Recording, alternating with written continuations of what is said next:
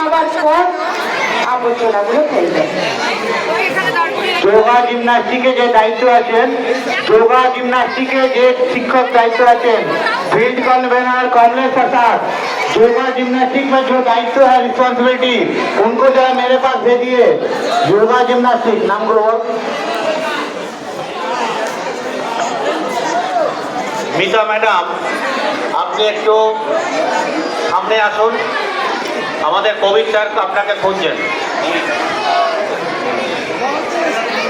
Yoga gymnastic কঙ্কন ভট্টাচার্য, সুমন রজক, রিতেশ গুপ্তা, আপনারা তিনজন।